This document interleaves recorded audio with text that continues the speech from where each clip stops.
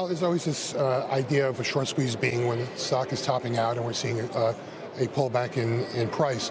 But here we've got shorts just continuing to trade into this rally with over 3 million shares shorted just over the past month and another 800,000 shares shorted over the past week. So it doesn't really mean there's been a short squeeze. It really means that they're shorting into the rally hoping for a price pullback. Do you have any idea on who the buyers are? Is this a retail investor-driven rally, a momentum ETF-driven rally? That's exactly what we see. When you look at some of the retail platforms, you'll see that Space or Virgin Galactic is the second most added name of all the long buyers.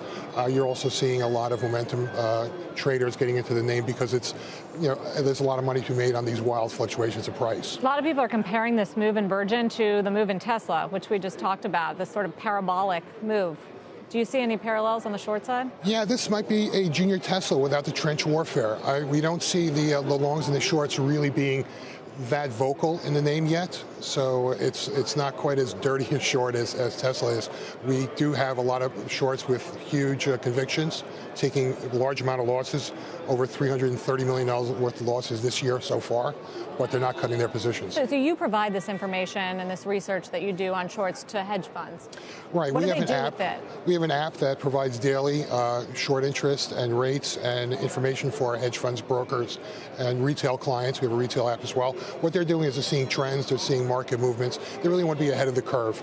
The important thing is not to be selling at the tail end of the move, or even for long investors, they want to see what the shorts are doing in their stocks. Keith, to the point that this might be driven by retail investors coming in for Virgin Galactic, that was one of the potential, not criticisms of the run of Tesla, but caveats people were talking about on its last leg higher. It then did pull back and now clearly moving higher again. Where do you stand on whether Virgin's due a pullback or whether this can continue for a while? Well, I do think it's interesting. Of the three space companies, Virgin Galactic is the only true public company, so that's where you're seeing a lot of the money flow into. If they had the ability to put money into SpaceX or put money into Blue Origin on Amazon, you might see a little bit of a different picture going on with Virgin Galactic. But those retail investors, the Gen Zers, maybe the tail end of the millennium generation, they believe that space travel and space exploration and space tourism is going to be with us. So, and if you look at Virgin Galactic's order book, it's about $80 million at this point in time for flights that may not take off for another 18 to 24 months. So people are trying to get ahead of that curve.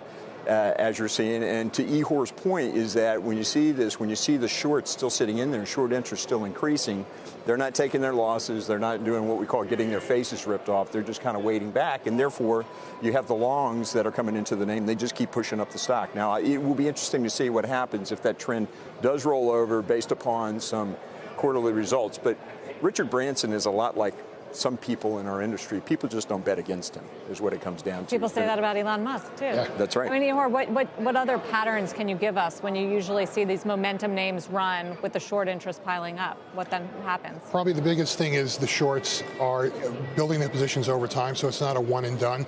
They're kind of growing as the price moves. A lot of these price moves are right at the open, so they can't get out. They've already gotten bloodied at the open.